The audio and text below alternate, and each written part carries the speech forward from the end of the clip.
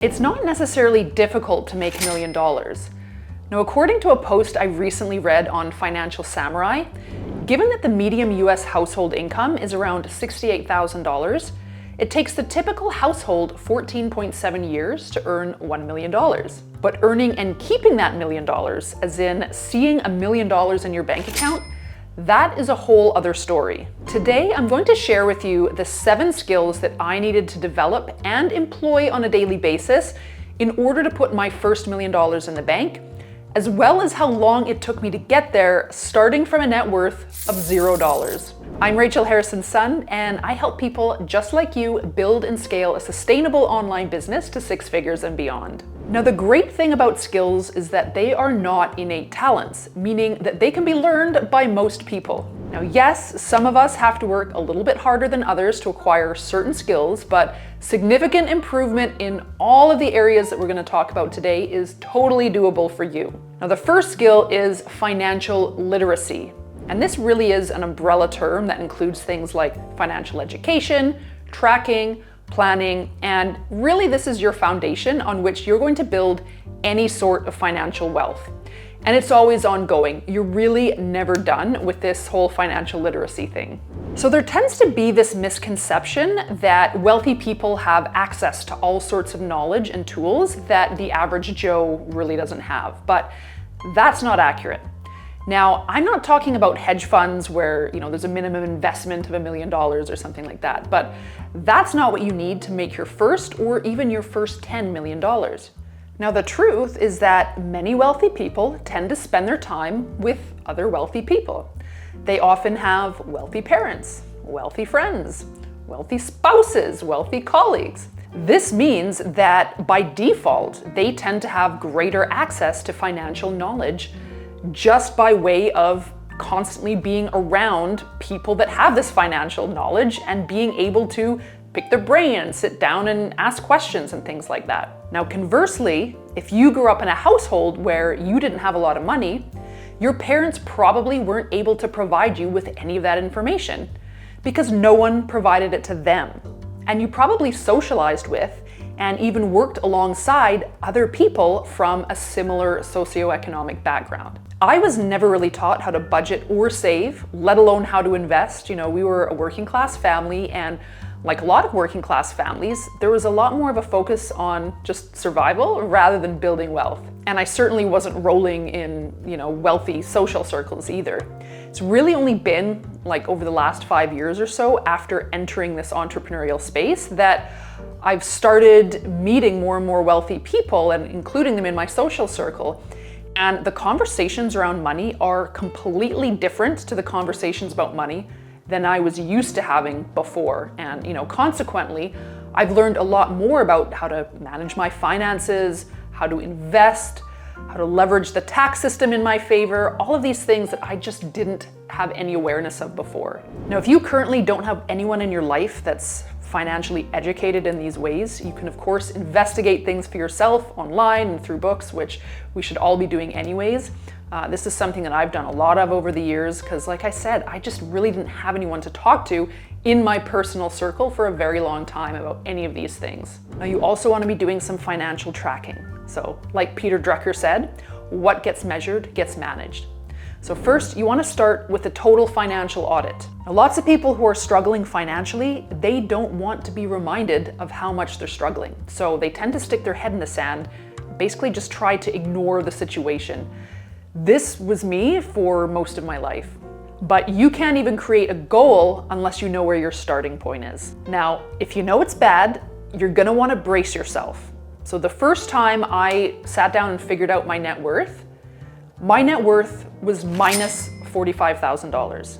That meant that I had to come up with $45,000 just to have a net worth of $0. That was so depressing. But, at least I knew at that point where I stood and I could go about creating a goal and a plan on how to get to that goal. So look at all of your accounts, then determine your net worth. So net worth is your assets, so checking, savings accounts, any investment accounts you have, any property you might own, and then you want to subtract your liabilities, so credit card debt, loans, mortgage if you have one, And the number that you're left with, that's your net worth. And you want to review your net worth regularly. I tend to do this at least once a month. And of course, knowing your net worth is going to be able to help you to track how much more you've got left before you reach your goal of generating $1 million and having that net worth of $1 million. And of course, your net worth is going to be what tells you that you are now worth $1 million. So you absolutely have to know this figure. Next, you want to create a budget and you want to track your spending religiously with the aim of course, creating a positive cash flow, meaning that you've got more money coming in than you have going out each month. I like to use software for this just to make it easy. I use Monarch, but there are a lot of other options out there that you can check out online. Now, when you start tracking your spending, you might naturally end up decreasing any mindless spending that you're doing. So when my husband and I had our son about 4 years ago, things got really hectic around here, and one of the first things to slip was that no one was doing this tracking anymore. You know, our app was still tracking stuff, but we weren't actually going in and looking at it. So a few months went by. Then I went into the app and I was absolutely horrified to see how much money we'd been spending for months on end on groceries and eating out. If we hadn't started tracking that again, we probably would have kept on that same trajectory, literally wasting thousands of dollars over the course of the year. And of course, this is money that we could have plunked into our kids' college funds or our own retirement funds or something like that. Now, once you've done your audit and you know the full picture of your finances, it's time to create that plan. Set your goals. Where do you want to be by this time next year or in 3 years? What's your plan to get there? Will you save? Will you invest? Do you need to cut back on spending in any areas? Can you stop spending in one area and use that money that you've saved to fund a savings goal? Okay, skill number 2 is leveraging. Now, leveraging really is just about making the most out of your available resources, and I think most of us can probably be doing a much better job at it. Now, there are different types of leverage. There's leveraging money, but there's also leveraging time, relationships, opportunities, achievements, talents, skills, education. And this is a skill that's really ongoing for me. I don't think I did the best job of making the most out of most of these things in the beginning. But here's what I did do and how it helped me to make that first million. When I had decided to create my own business, I leveraged my existing skills and interests. So writing skills, love of books, my background in advertising and design, video editing, presentation skills, communication skills. I leaned really heavily on all of these skills to get my business off the ground, which was how I was able to make more money, which was how I was able to reach that goal of making my first $1 million. I also leveraged my money, small amount that it was, by regularly investing and reinvesting the profits that I was making in my business back into my business. I leveraged tools and other people's time, hiring help in order to essentially duplicate myself and get more done in a shorter amount of time, which expedited me on my journey towards my first million. I leveraged the growing demand for low-content books and the growing demand for knowledge on how to create low-content books, which led me to my first successful digital course, which contributed a lot to my first $1 million. And now that I'm meeting more and more people in this online world, I can start leveraging those new relationships more as well. So when I actively help these people out with no expectation of help from them in return, they are naturally more likely to offer help to me somewhere down the line. And now that I'm starting to get featured in the media, like in Forbes and in Money and Applied Arts, I can start leveraging those appearances and features to help create credibility and trust. Both things that, if leveraged in the right way, can help me to make more money. So think about what you have in terms of skills and money, time, relationships, education, talents, achievement, and think about how you can leverage those things to advance your financial goal of making your first $1 million. Skill number 3 is risk-taking. Now, anyone who's made $1 million from scratch is going to tell you that you have to get used to taking some calculated risks. Now, this could be a financial risk. So for example, I chose not to find a new job after I was laid off from the advertising agency, even though I wasn't quite making enough money to fully support myself yet. And this is because the trajectory that I was on told me that I would likely be there soon, and eventually be making more money than if I was to get another 9-to-5 job. This could also be a social risk. So, putting yourself out there. I'm an introvert. I don't like the spotlight. It was never my plan to start a YouTube channel. I felt super cringy about being seen on video. Doing my first live webinar, I thought I was gonna literally pass out from anxiety. And then when I launched my first digital course, I just pictured angry customers showing up at my front door with pitchforks. Or your risk could just be trying something new when you don't know if it's gonna work out. Oftentimes, you have to dedicate quite a lot of time and effort to something without enjoying any immediate success. It took me 9 months to create my first course. Now, I thought it would sell, but there was no guarantee. But the possibility was enough to keep me going. And all of these risks I'm telling you about here, I had to take them all to make my business a success. There was just no way around it. And of course, without my business, there was no way I could have made my first $1 million without working at a job, saving and investing for the next several decades, or just winning the lottery. And the best thing that you can do when it comes to risk taking is just learn how to mitigate any risks as well as you can. So think through the worst case scenario of whatever it is you're thinking about doing, and then just create a backup plan for if things don't work out the way that you want them to.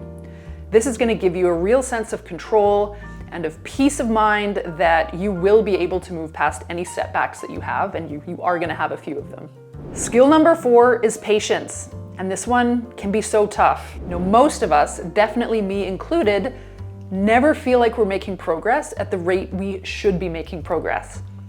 And most of the people that we look up to online make us feel like they achieved success overnight, but of course they didn't.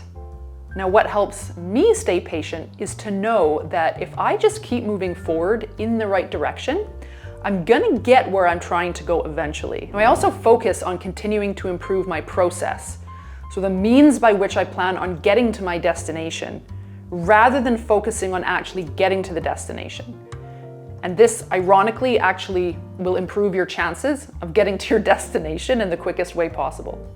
Remember that even if it takes 10 years to reach a goal, like making your first million, after 5 of those years, wouldn't you rather be halfway there than where you are right now?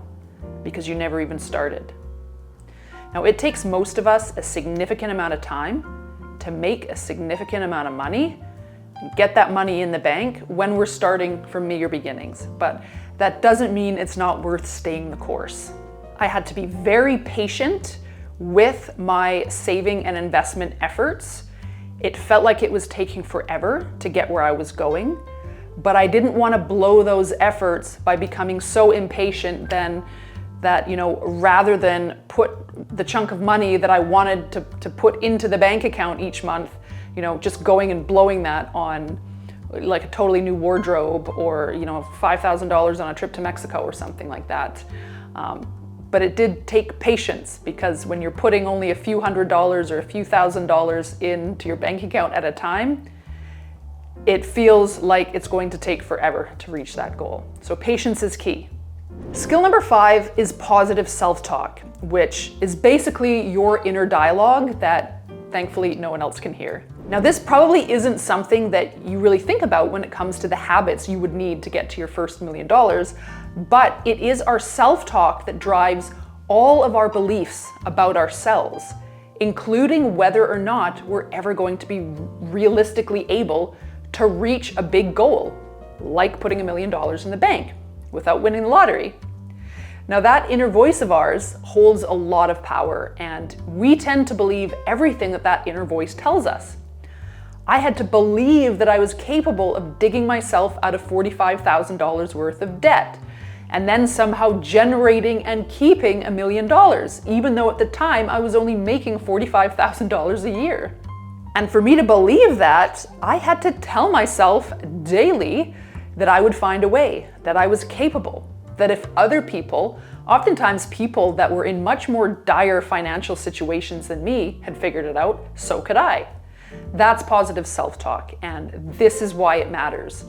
And we really do have to train ourselves to be aware of our self-talk, because we spend most of our day really not being aware of it. Now, when you catch yourself engaging in negative self-talk, stop yourself, and then counter it with something positive. This is going to increase your motivation. It's going to give you that positive mindset that you're going to need to reach all of your goals, no matter what they are. Now, yes, of course, you can make money while having poor self-talk, whipping yourself to the finish line, but would you like to have money and be happy, or just have the money? Skill number 6 is focus. Now, this is really important when you're going after something, to train your focus onto just one thing and deliberately exclude almost everything else. The fewer goals that you have, the likelier that you're going to be to achieve those goals. The fewer projects you take on, the likelier you're going to be to finish and have success with those projects. The fewer distractions you have in your life, the likelier you're going to be able to be focused on the few things that matter. This is something that does tend to come naturally to me, mainly because it's basically impossible for me to juggle multiple projects at once without becoming immediately overwhelmed.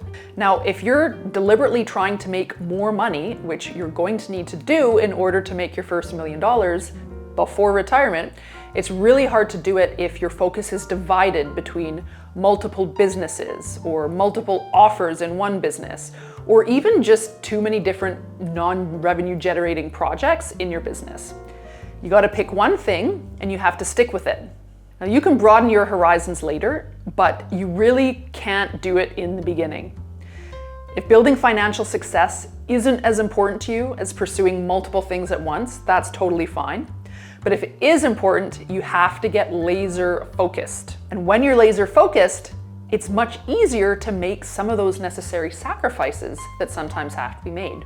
You might need to work early mornings or evenings or on weekends. If you have a day job like I did, I was up at 6 a.m. working for 2 hours before heading to my day job at the ad agency. I was there from 9 to 5, then I would get home, and then I'd go back into my office between like 8 and 10, and I'd work some more. Now, I want to point out that I had no kids at the time, so that was really doable for me. My priorities have shifted dramatically since then, as of course my family is now my main priority, but I still do need to make some sacrifices occasionally. I actually had to go back into my office here last night for a couple hours just to prepare for this shoot for this video today. I also tend to say no to a lot of social engagements at this point because when I'm not working, I want to either be with my family or just rejuvenating, so I've got time to try and perform at my best while I'm here in my office. So those are some of the current sacrifices I'm making and some of the ones that you might have to make for yourself as well. And of course, your level of sacrifice is completely up to you. The more of your life you sacrifice, the more money you might be able to make, but only you can determine what level of sacrifice is going to be really worth it to you. Skill number 7 is perseverance, and this is probably the most important skill on this list. And I think a lack of perseverance is why most people give up prematurely, even if they're generally on the right track. Now, I don't care what anyone says, succeeding at anything is hard. Making your first million is going to be hard.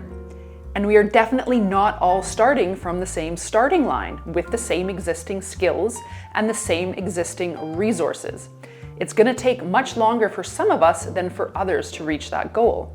And there are always going to be setbacks along the way. After a few years of working toward our first million, there was a market crash in 2018, and we watched in horror as tens of thousands of dollars just started evaporating from our slowly growing investment portfolio. It felt really scary, and we had no idea how long it was going to take for this to bounce back. But when you know to expect setbacks, it's much easier to persevere. Okay, so how long did it actually take me? From the time I declared my net worth as $0 to the time I declared my net worth $1 million, it took me roughly 5 years. 5 years of using all of those skills we just talked about on a daily basis. And I think this is a realistic time frame for anyone who's motivated and dedicated to finding a way to make more money, save more money, and then invest more money. And the fastest way to make more money is by starting your own business. So if you want a complete high-level framework that takes you from an online business idea all the way through to a successful launch, you can download my free 6-figure online business startup blueprint down in the description below.